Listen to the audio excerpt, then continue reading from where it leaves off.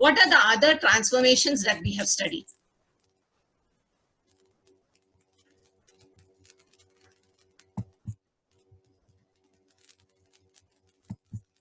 We have seen reflections, we have seen shear transformations. Okay, so that is what we will be seeing next.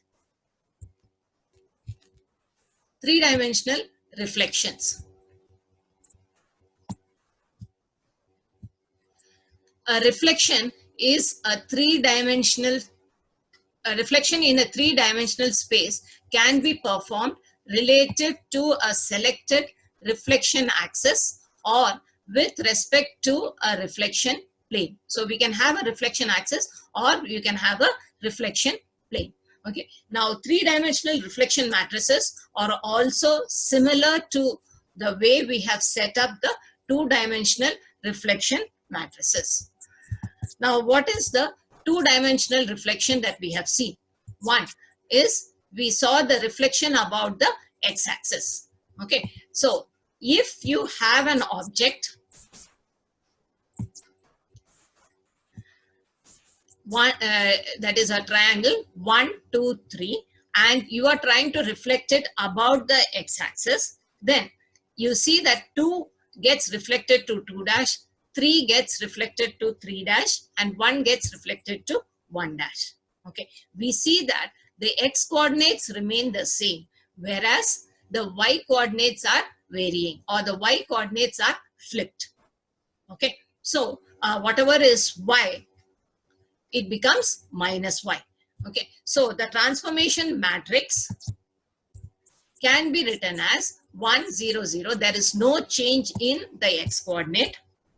The y coordinate is getting reflected, so it is minus 1. Okay, so this is the way in which we have got the matrix. Okay, we can also think of this reflection as if this triangle is coming out of the xy plane. It is being rotated by 180 degrees in the three-dimensional space and falling back into the xy plane. Okay, so this reflection about x-axis can be thought of as rotation by 180 degrees about the x-axis. Okay, in the three-dimensional space. We also saw reflection of an object about y-axis. Okay, so you have, if you have this triangle 1, 2, 3, okay, if you reflect about y, you get 1 dash, 2 dash, 3 dash. Okay, so here you see that the y coordinates are remaining the same, whereas the x coordinates are getting flipped. 1 to 1 dash, whatever is x is becoming minus x. Okay, we can think of this as a rotation about 180 degrees. The triangle 1, 2, 3 is coming out of the xy plane, is getting rotated by 180 degrees and again falling back into the xy plane. Okay, so this transformation matrix or the reflection matrix can be written as minus 1, 0, 0. This because the x coordinate is remaining the same.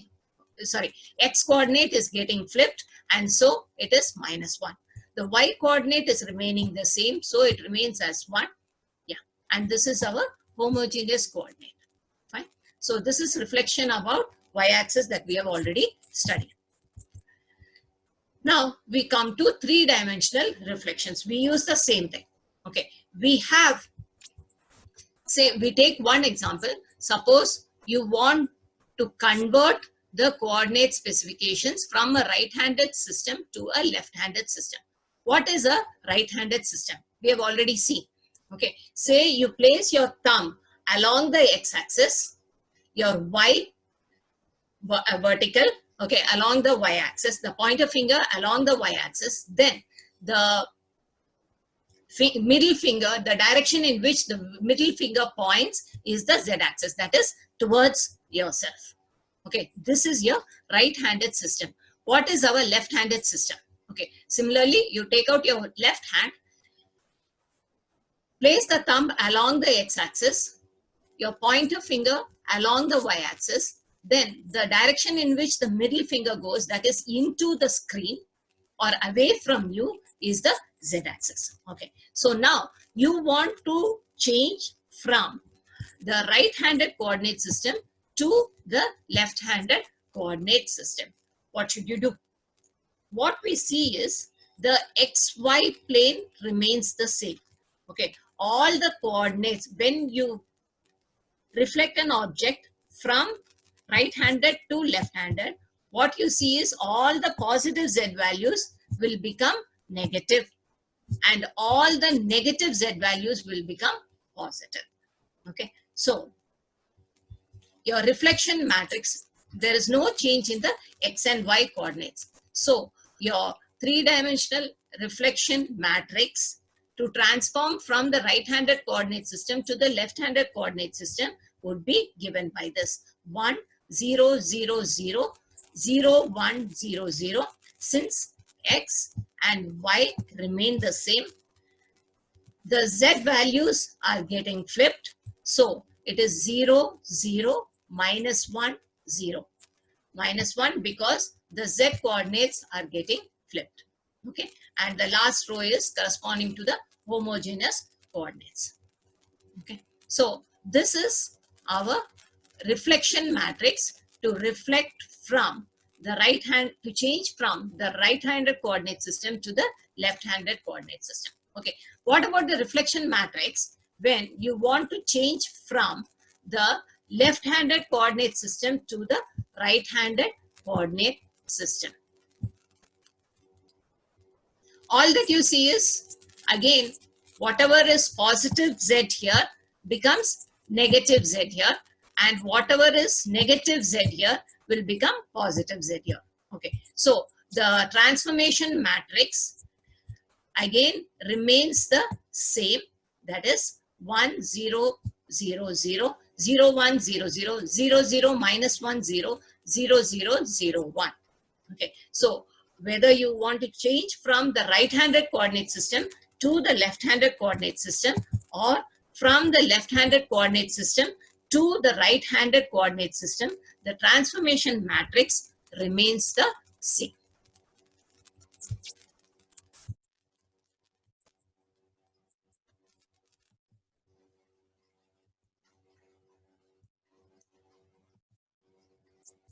Next, what we see is the shearing transformation.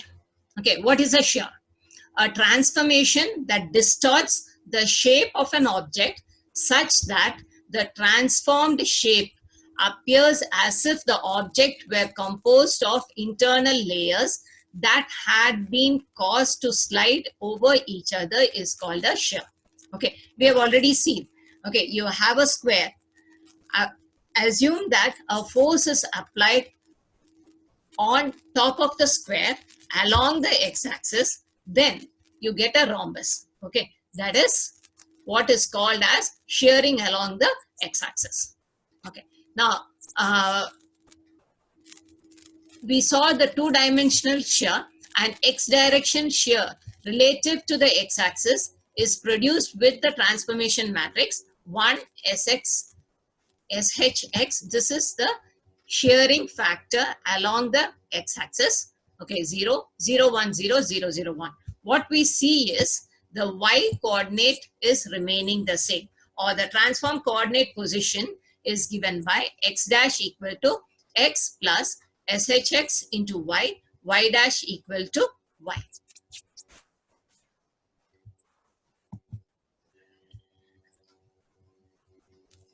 So, yeah. Now, this is, yeah. When you apply this shearing transformation, this square, if you apply this force along the x-axis, then what you get is this one. Okay, you see that we see that instead of a square, now we get a rhombus. Okay. We need not always shear only about the x-axis. Equation to x-axis is y equal to 0. We can also shear along any reference line y equal to yref. And we saw the shearing matrix as 1 SHXX minus SHXX into yref 010001. Okay. Yeah. So if this was our square and our SHX is 0.5 and our yref is y equal to -1, that is, this line is our reference. Okay, reference line. If you apply this shearing of 0.5, then this is the rhombus that we get. Okay, so now the shearing is with respect to yref, not with respect to the x-axis, that is y equal to 0. Okay, so you know that your x coordinate or the sheared x coordinate x dash is given by x plus SHX into y minus yref and y dash equal to y. Okay, so this is the sheared square that we get. Similarly, we can also do shearing about the y-axis, a y-directional shear relative to the line x equal to xref is generated with the transformation matrix 1, 0, 0, x shy 1 minus shy xref 0, 0, 1. Okay, this generates the transformed coordinate values x dash equal to x, y dash equal to y plus shy into x minus xf. Okay, so if this is my square, okay, again I apply a shear transformation shy equal to 0.5, xref equal to -1, that is, with respect to this line I am applying the shearing, then the square here gets transformed to this rhombus. When you come to 3D, now your x and y remains the same, your z is going to vary. So the z shearing matrix is given by 1, 0 SH ZX, where this is the shearing factor that you have about the x-axis, and SHZY is the shearing factor you have about the y-axis. Okay, and ZREF is the reference line. Okay, so if you have a cube like this, a unit cube, so 1 unit distance about the x, about y and z, and you have SHZX equal to SHZY equal to 1. Okay, the shearing factors are same. Okay, then this is the figure you get. Okay, you see that along the z-axis it varies. About x and y it remains the same. Okay, so this is how the shearing occurs in three-dimensional space.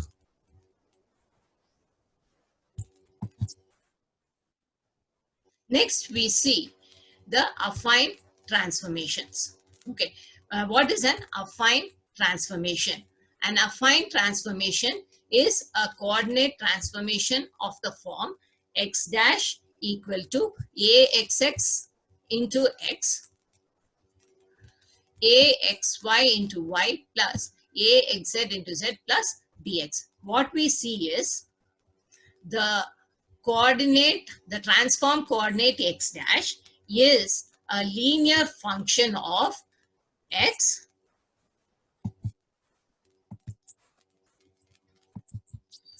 the x coordinate, the y coordinate and the z coordinate. Okay, and you have a constant bk. Okay, similarly your transformed y coordinate is a linear function of the x coordinate, y coordinate, z coordinate of this particular point and a constant. The z transformed point is again a function of x coordinate, y coordinate, z coordinate and a linear function. So each of the transformed coordinates x, y, z is a linear function of the original coordinates XYZ, and parameters Aij, Bk, that are constants determined by the transformation time. Okay. For example, if you take a translation, okay, what is it that you get? X dash equal to X plus Tx. Okay, you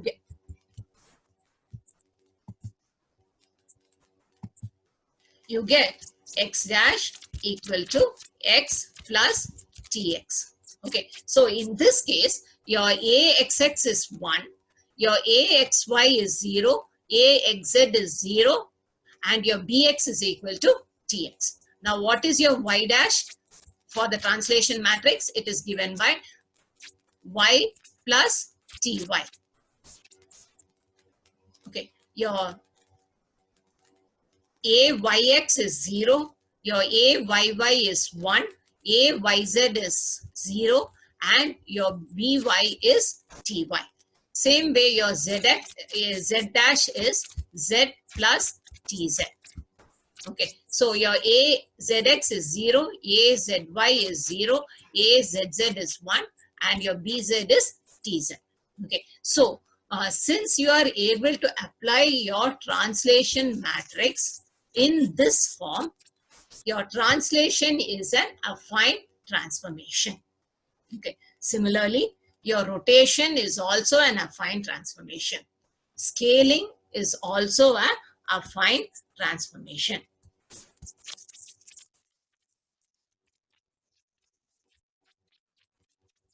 How do you get scaling? Your X dash equal to X into Sx.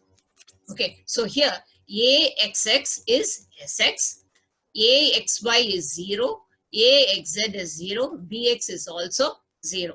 Okay, so similarly, your Y dash is Y into Sy. So your Ayy is 1, remaining all are 0. Other constants are all zeros. Okay, so scaling is also an affine transformation. So depending on the transformation, depending on the values of these constants, Aij and Bk, we get the different transformations. It may be scaling, translation, or rotation. Your reflection and shear are also affine transformations. Okay, what do we see? Affine transformations have the general properties that parallel lines are transformed into parallel lines, and finite points map to finite points. So every point in the original object will be transformed to another finite point in the transformed object if it is an affine transformation. We see that, yeah, if you take scaling, okay, these two lines are parallel.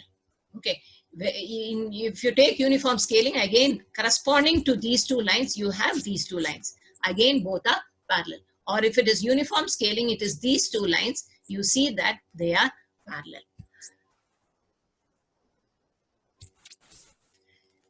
You take these two lines.